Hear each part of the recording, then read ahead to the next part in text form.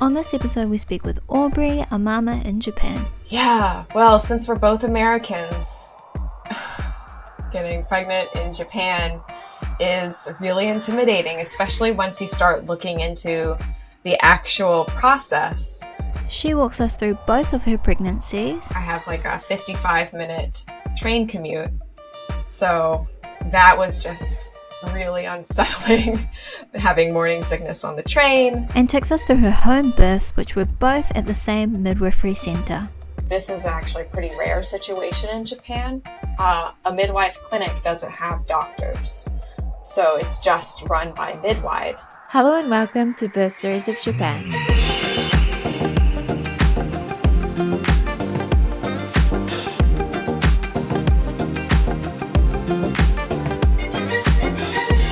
Hi, Aubree, how are you today? Doing well, thank you. And yourself? Yeah, good, thank you. I just want to say thank you so much for joining us today. And I was wondering if you'd be able to introduce yourself and your family? Sure. I'm Aubree, and I live in Osaka, Japan with my husband and my two children. My husband and I are both Americans. He's Jason. And we have two kids, one who is Stone, he's a boy, now he's 19 months old, and then our daughter Lila, who is just turned 5 months old. Cool. So for Stone, what was your journey to pregnancy like for him? Well, I turned 30, and suddenly I decided I want to have a baby. I don't know if that's the biological clock that everyone talks about, but it certainly clicked in for me. So I started thinking about it then, but I wanted to figure out what I'm doing with my career and make sure things were settled first. And I just couldn't think of a time when it would work out. But then some things kind of went down at work that I wasn't really happy with.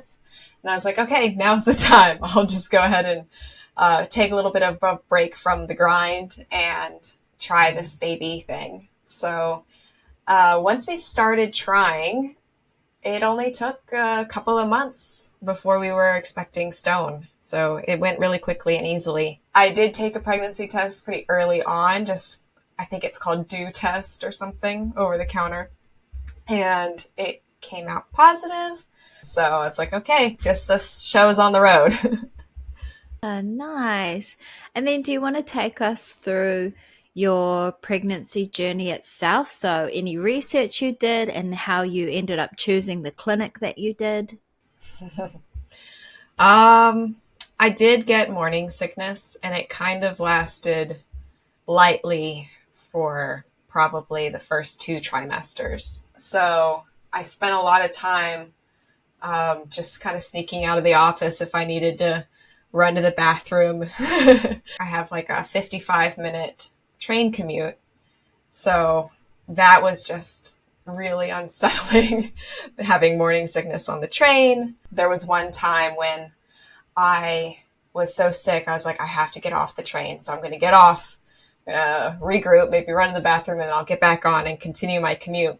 But as the doors opened and I was going to hop off the train, there was the guy who sits next to me at my office. So he was a little confused, like, why are you getting off the train now? Like, oh, see you, gotta go. Just ran by him. Hoped he wouldn't think anything was too weird about it. But yeah, well, since we're both Americans, getting pregnant in Japan is really intimidating, especially once you start looking into the actual process.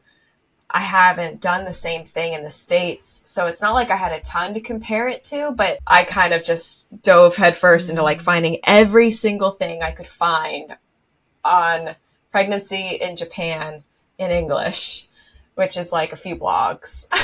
There's really not a ton out there, which is why what you're doing is really great. Oh, thank you.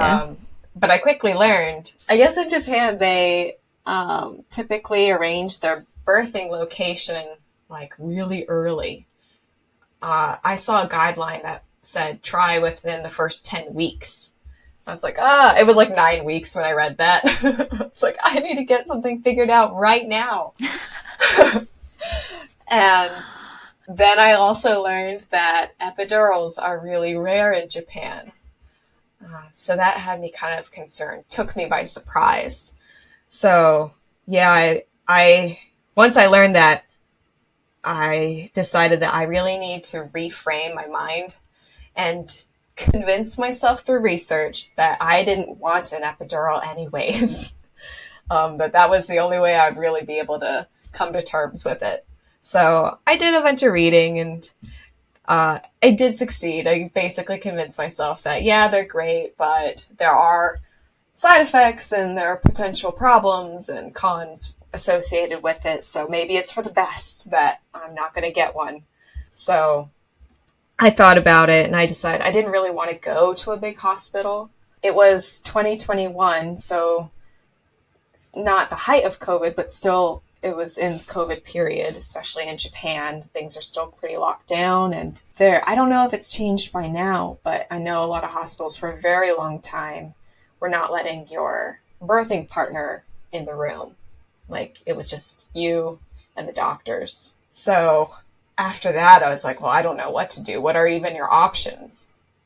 And my husband kind of expressed our concerns in struggles finding a birthing place to his coworkers. He was just talking about it. And in talking to a colleague, he found out that someone that he knows is really good friends with a midwife, and they offered to hook us up and see if, like, maybe if I talk to her, I could figure out what I want to do. So I went over for one of their dinners, and she was really nice and really great. And I was like, okay, she speaks English.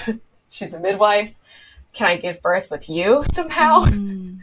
But it turns out she worked part-time at a clinic all the way out in Nara. We're based in Osaka, so it's a little bit of a hike. But she did know a midwife who is based in Osaka who runs a midwife clinic. And I came to learn much later that this is actually a pretty rare situation in Japan. A midwife clinic doesn't have doctors, so it's just run by midwives. And obviously the procedures that they can do, the interventions that they can provide are more limited than you would find in a hospital.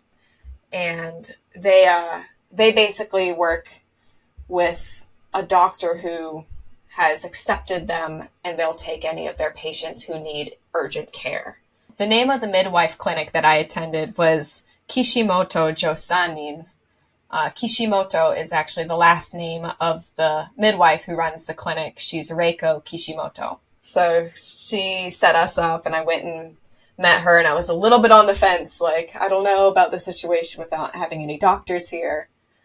How is that going to play out? So I met with her and we talked a lot, and she told me all the procedures for, like, how they decide when to just call it and call an ambulance, and how I have to get checked by a doctor right before the birth, like at 38 weeks or so, to get cleared to give birth with her, that there's nothing unusual about the pregnancy and everything's looking good. And I was like, okay, I will give birth at a midwife clinic and we'll just see how that goes. Her English wasn't fantastic, but it was passable. Like, we could speak conversationally and only needed translation or like some special vocabulary help on a few things. So between her and my friend Momoko, who just ended up helping out, she came to a lot of my appointments and was there at the birth.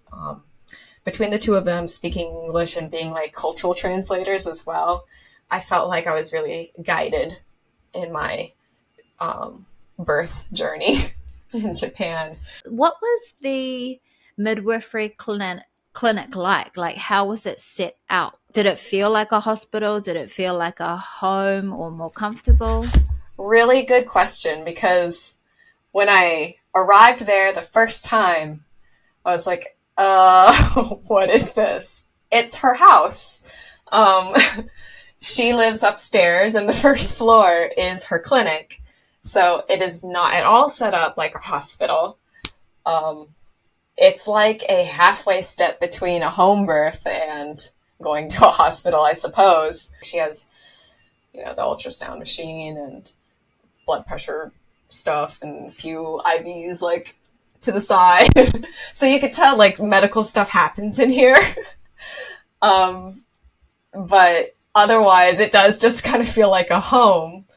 Yeah, that's awesome. I actually also gave birth at a midwifery clinic. So Really? yeah, so I'm so happy to, when I was reading your story, I was like, yay, we have another one. Like, Wow. I feel like more people need to know about them because I loved my experience. And obviously you chose to go back, so you must have loved your experience too. Yeah. Before we get into your birth story, I'd love to know, did you find out Stone's gender at all? I did. And I was on the fence on whether I wanted to, and then that decision was made for me when the doctor just said it. So before yeah. Before I had like fully settled on going to this midwife clinic, I was doing my checkups and stuff at a hospital. I went to Yodogawa Christian Hospital. And I wasn't like really happy with that experience. It probably did a lot to help push me towards the midwife clinic. So I go into one room and I'm not sure what's going on. And the guy's got this printout, so I guess it must have been like test results or something. And he's just like, okay, so you have a boy and he's facing this way. And I was like, no. Okay, I guess I know now. Oh my god. It's fine. I was a little disappointed, but oh my gosh. My lady from HR occasionally helps me out by writing stuff like in a sign in Japanese, and I go like to the ward office with my sign. So I was like, maybe I should have had her write it on a sign, and I just walk in with it pinned to my chest, like, I don't want to know the gender. Please don't say the gender. But hindsight's 2020. That's actually such a good idea. I love that. I can imagine you doing that too, just like walking around with this little sign, like, really stupid. Gaijin here. Yeah. I have felt really silly going to the ward office like that, but it's actually really worked out. So I request it now. Cool. I love that. Let's get into your birth story now. So how did your labor start? Was it natural? Did your waters break? No, it didn't. It was natural. With Stone, my first one, I was 5 days past the due date.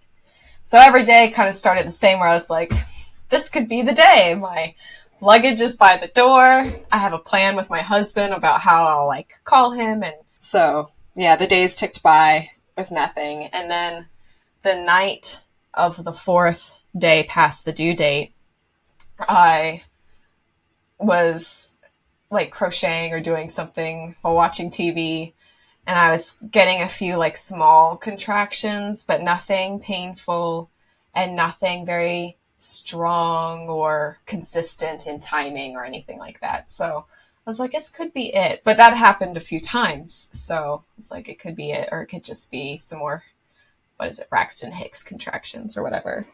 So I told my husband that, and we went to bed, and it was maybe 2 or 3 in the morning that I woke up with more consistent contractions. And I had a timer on my phone. They were like 12 minutes apart, but kept going on. So yeah, we proceeded to go to the midwife clinic, which by car is usually only 20 minutes. But we got in the taxi and drove straight into rush hour traffic. So we were stop and go for an hour and 10 minutes to get there. And I could tell the taxi driver, like, he didn't really know that I was in labor at first. He was just like, oh, when'd she do? We're like 5 days ago. So he was like visibly nervous. He's like, should I call a ambulance? And we're like, no, just keep going. Oh my god. So yeah, this is like a movie. It was. It wasn't very pleasant, but it was amusing after the fact. I guess maybe when we're maybe 2 minutes from the midwife clinic, I threw up in the car. Oh, It's like, I gosh. can't do this anymore. Yeah. I got there, and my midwife, I had been like telling her, I had called her a couple times. So she was out front waiting for me, and she was just like, come here. And she hugged me, and I was like, I threw up. And she's like, it's okay. And so she talked to the taxi driver a couple minutes, and I went in and got all prepped. They like had a dressing gown for me, and so yeah, I just laid on the floor bed. My husband brought a soundtrack, so I listened to music and just kind of labored for, I don't know, 10 hours until things started moving along. So I had done some hypnobirthing, like online, not a class, but I like signed up for a newsletter that sent me stuff, and I did some reading on it, and I got this album on Spotify that was like a hypnobirthing track that had different tracks for different stages. So I put that on, and it was really nice. It was very soothing. The whole thing was like as good as I could have hoped for as far as the environment. And my midwives, there were 3 in attendance for my birth with Stone. And one of them, she was like an apprentice. She just was on like back rub duty. So she just like massaged my back and my hips the whole time for hours. By the time I gave birth, it was like 12 hours. Oh my God. Poor hands. Wow.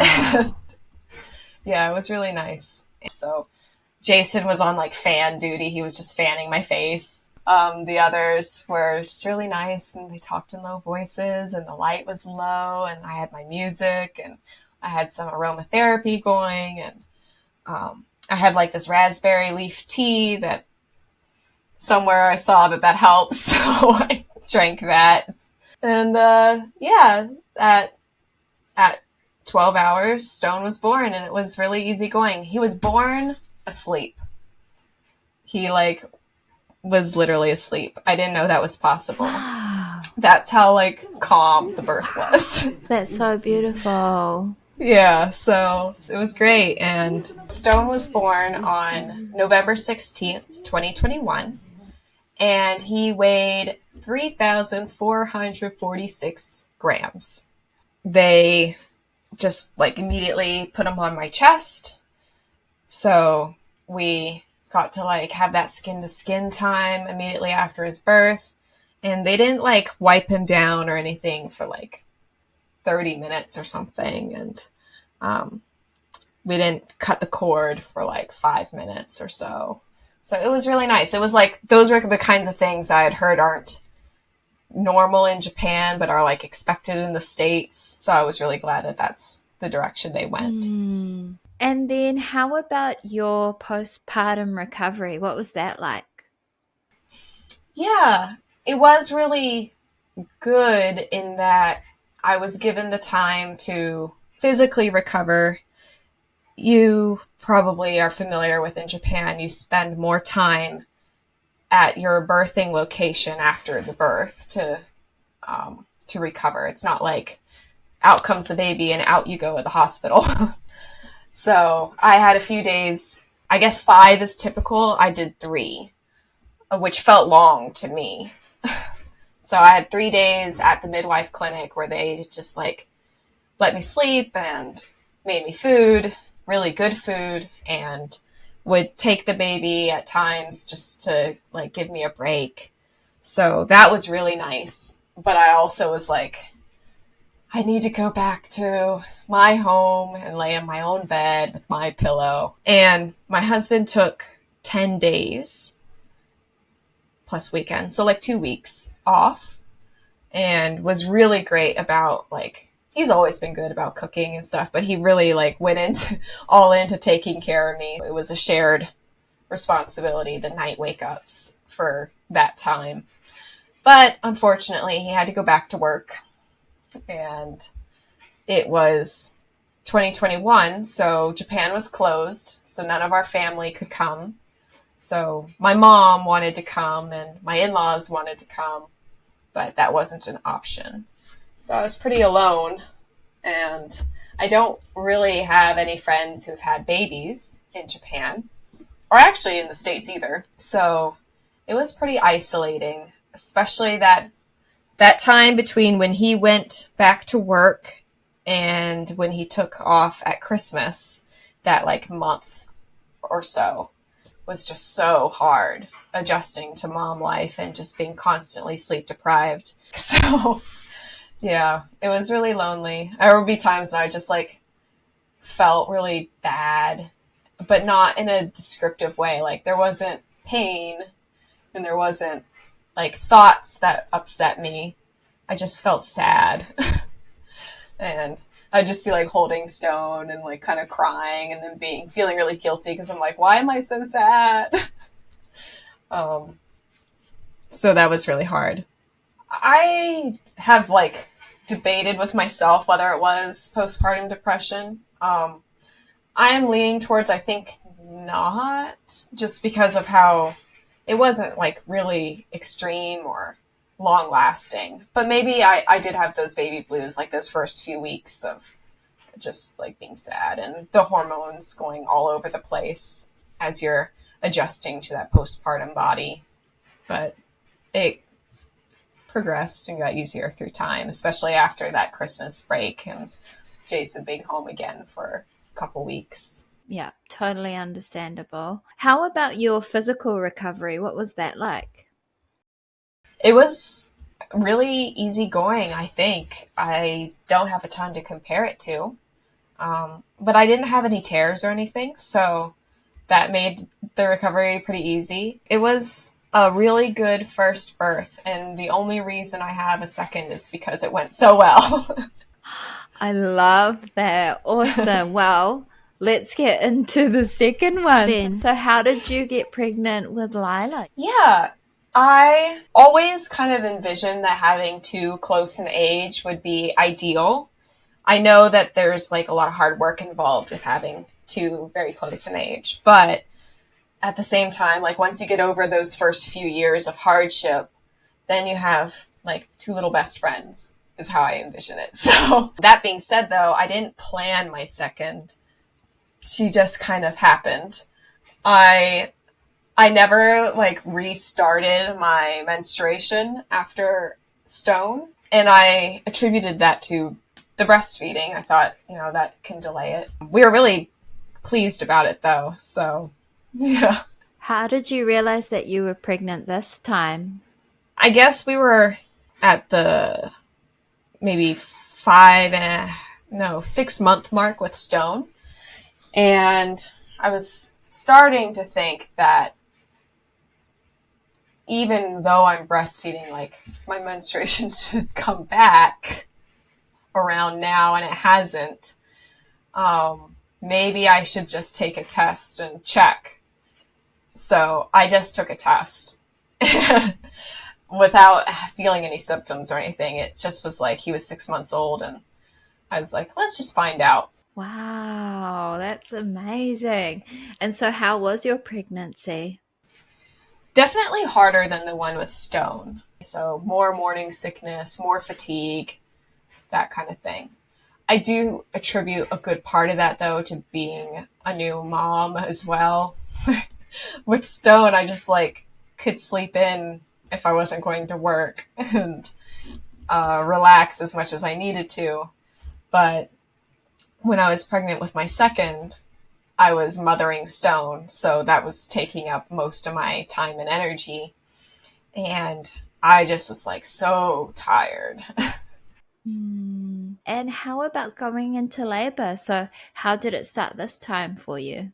I was kind of expecting the baby to come early because I hear the second one often comes earlier. So I was already weeks beforehand, before the due date. And my in-laws actually came into town. They were so great. They came to help me out with Stone. And so when the time actually came, they would be able to watch him. So we wouldn't have to cart him along to the clinic with us. And we're so ready. They're like, where's this baby? Turns out she was 7 days late. So yeah, a week after the due date, I'd had several false starts, but day 7, the morning started the same way. I kind of had some contractions, nothing strong, nothing consistent, but more than a few. So it was like rush hour time, morning commute. I was like, I'm not going. I'm going to hang out here, have some breakfast, take a bath, and just like chill. Around 10 or 11, I finally was like, okay, I'm going to head off to the clinic, got my bag. We taxied out, went to the clinic, and it just so happened that everyone was there. Like, it was full capacity. I mentioned that this clinic, she does like on average like 15 births a year. Well, there were 4 people, including me, there. 2 had given birth the day before, so they were still there. And then 1 gave birth at 2 p.m. the day I arrived. So very full. They have 3 rooms, and then they have like a closet that I guess they pretend is a room. It was really tiny. It's like the size of a twin bed. So they were like, why don't you go sit in there? And then they went and like delivered a baby. So I just kind of hung out. I didn't really have any contractions like that felt like a baby was coming. It was just like once in a while I was having a small contraction. So I hung out. I had some lunch. I took a walk around the neighborhood. And then at mid-afternoon, I started having contractions in a more serious way. And everything then like progressed so fast. I was in gear thinking it would be like the previous time where it might be like 10 plus hours. Maybe since it was a second baby, maybe 8. Well, it ended up being maybe 90 minutes tops. Wow. So, yeah, I had the baby really fast, and they were fully staffed because there were so many people there. My midwife friend, Momoko, also came because she's just like great and wants to help out, even though she doesn't work at this clinic. So she shows up while I'm like out taking a walk, and she went and helped out with other births. And then when I started my contractions, I guess she had stepped out right after that previous baby was born to go get a drink. So she walks in the room with like her straw cup, and she's like slurping. She's like, I realized I'm like full on having some serious contractions. Yeah, wow. She's like, oh! So everyone hopped on duty, and Lila was born. It was so fast. I didn't really even have time to like get mentally in the zone. So even though I had done the hypnobirth thing with Stone and I had intended to do it with Lila, I think I did a poorer job with Lila.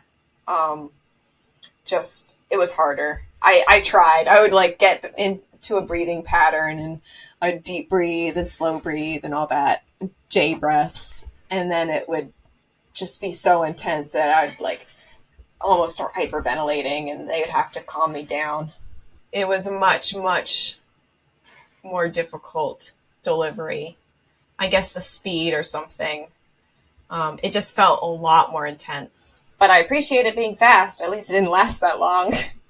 Yeah, so Lila was born on February 1st, 2023. And she weighed 3,550 grams. I got a chance, same with Stone, like they immediately put her on my chest and we got to bond and delayed cord clamping and all that. But when she was doing her first feed, so we're talking maybe 20 minutes after her birth, I just like, while she was feeding, I started having these contractions that were like really intense, like I was crowning again or something. And I know that like when you are breastfeeding in those first times after birth, like you do get some contractions, and that happens immediately after birth too, because your body's immediately trying to like close up, shrink down the uterus and all that. But it felt like way more than it had with Stone. I thought I was like giving birth again, except I knew there wasn't a twin. So I was like, what's going on? So I like handed off Lila, and like couple minutes of intense contractions, and then I just like started having a postpartum hemorrhage. And I think I lost, the midwife said, about a liter of blood, but my husband highly contests that number and says it was at least double that. So, yeah, I had a pretty traumatic postpartum moment with that. They were right on it, though. Immediately got me hooked up on an IV and were monitoring my blood pressure. And Jason was kind of like holding the baby and was like, what's going on? He said that my face went totally gray, and he was like, she looks dead. What's going on? I knew that it was a hemorrhage. Like, I had done some research on some of the possible things that can happen after childbirth. And so I knew that I should like keep a continual dialogue of what's going on and sensations in my body, and like just keep everyone apprised, and try to stay as cognitively with it, or at least indicate if I'm not. So I did my best to like stay awake and talk and tell them like my fingers are numb, my body is tingling, I'm really cold. Jason said that when he looked at the heart rate, or the heart rate monitor, the blood pressure thing, the top number was at 62. So clearly very low blood pressure.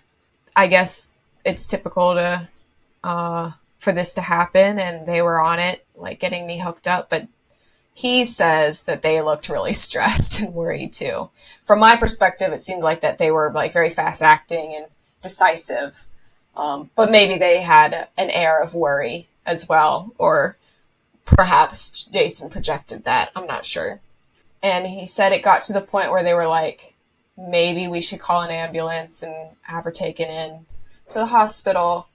But then my blood pressure started coming up. So I guess the IV worked. And I ended up having to be on it till 11 p.m., which was like 5 or 6 hours on an IV. But that stuff's magical. I felt really good once I felt better.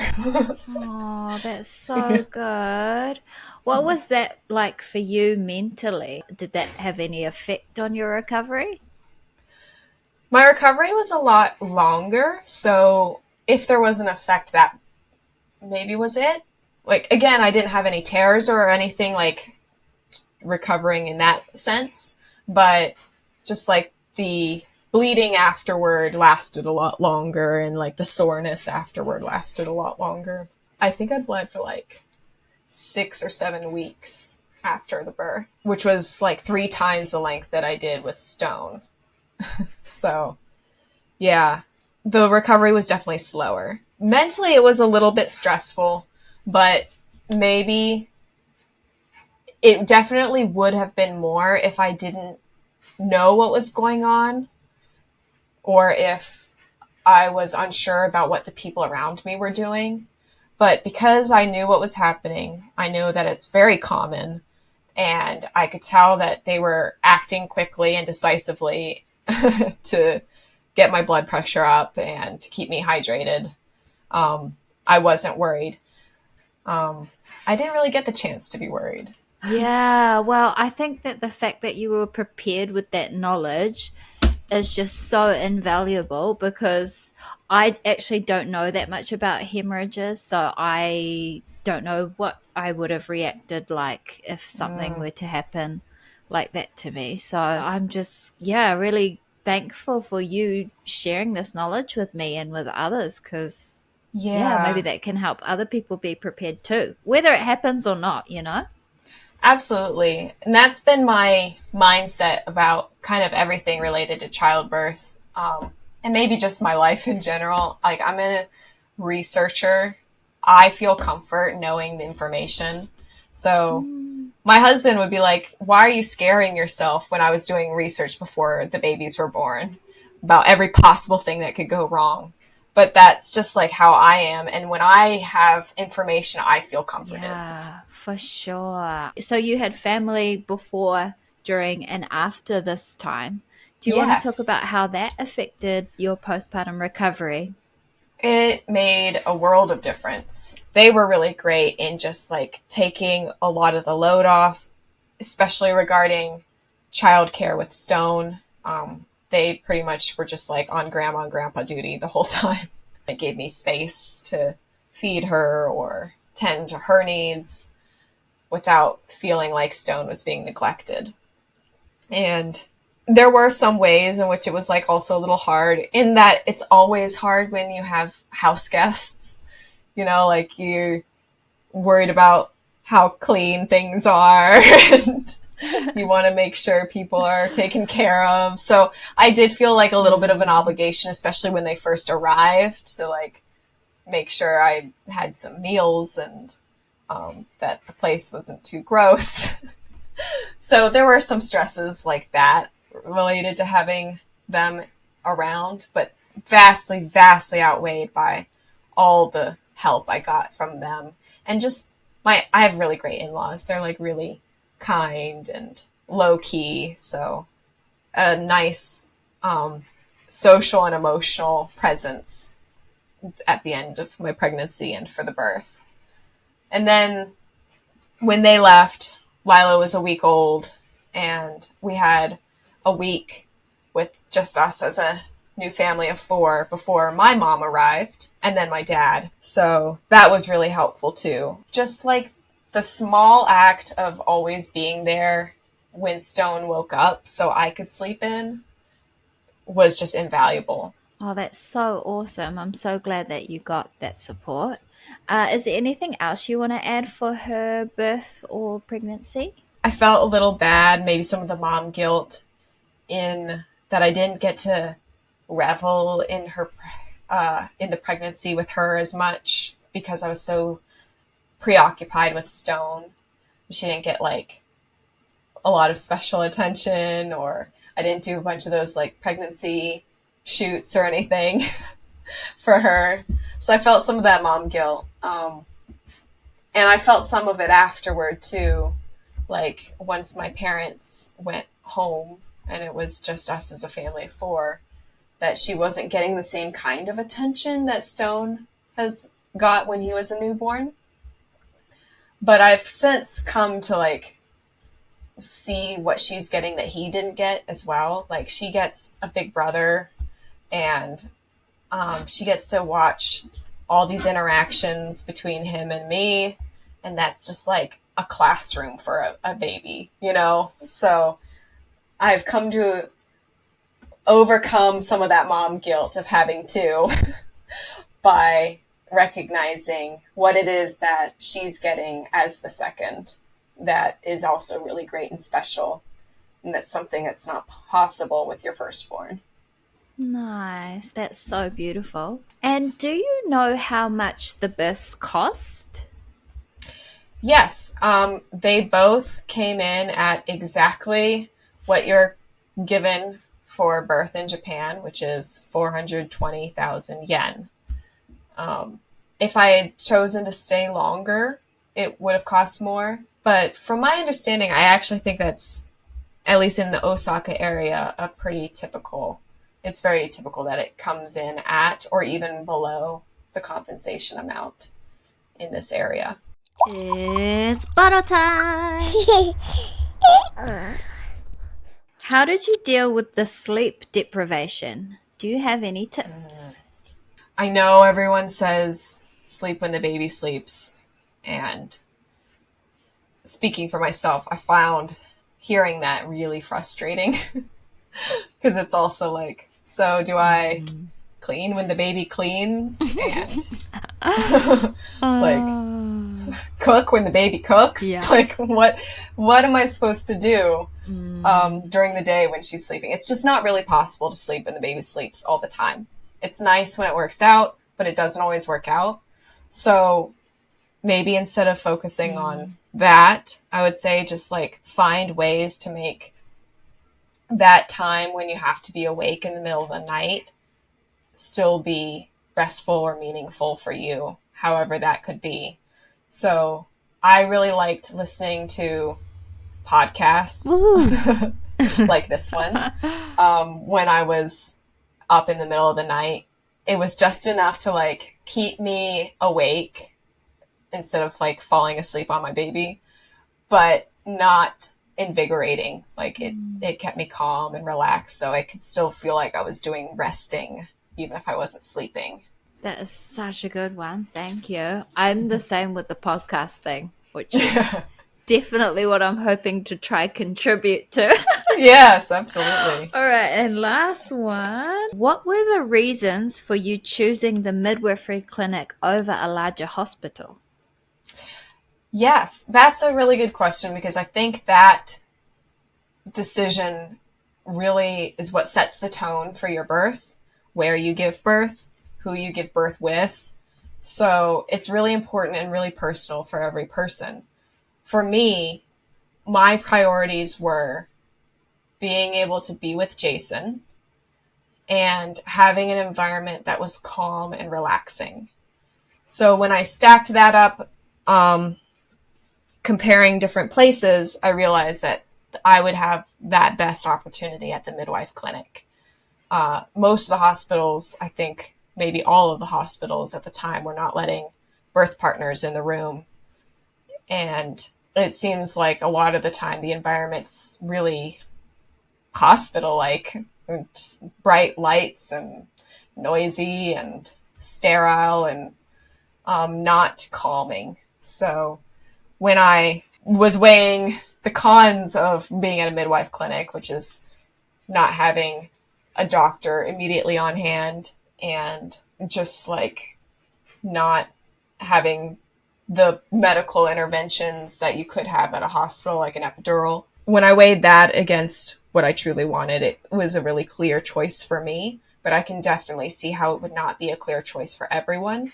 And even now, after I had a postpartum hemorrhage, I still think I would make the same choice to be at a midwife clinic, but it would have weighed on me more if I like somehow knew ahead of time, like, you're going to have a postpartum hemorrhage. Now, where do you want to have that? Maybe I would have chosen a hospital, but I don't know. Since it all worked out, I want to still say the midwife clinic, but you never know, like, things might not work out. So you do run a risk for sure by not having a doctor on hand, and that's a choice every person has to make for themselves. Nice. Awesome. And lastly, for Lila, were you able to find out the gender when you wanted to? Well, with her, I very, very briefly played with the idea of not finding out, but I was just the curiosity was so much more with the second. With the first, you're happy with either. It's like, boy or girl, I don't care. Anything's fine. But with the second, you're like, you have all these visions of how they'll interact with your firstborn. So I ended up finding out. Cool. Oh, awesome. I'm glad you got to decide on one then, on your way. Yes, yeah. So this has been really nice to go through my experience, and I really hope it helps other people. I know if I were looking up stuff right now, I would have really loved to find this podcast. So to all those moms or soon-to-be moms out there who are listening and feel like they don't know how to do it in a culture different than theirs, in a language different than theirs, in a country different than theirs, just know that it can and has been done, and that there are resources out there. This podcast, and looking to social media, especially like the targeted groups for foreigners in Japan, have been really helpful for me when I was in a sense of social isolation. At least I had a community that I found, and you can find a community too. That is so beautiful. Thank you so much for sharing, and this will definitely help other people out there. I am sure of it. So if you'd like to hear more birth stories, please subscribe to this channel. Giving us a like also helps other moms see this video too, so please give us a thumbs up if you can. You can check out the description for more information about bits mentioned in this episode, but if you have any other questions or feedback, please leave a comment below or get in touch. And lastly, if you're a mama that has a story to tell, please send an email to birthstoriesjp@gmail.com. Thank you so much for watching, and I will catch you in the next one.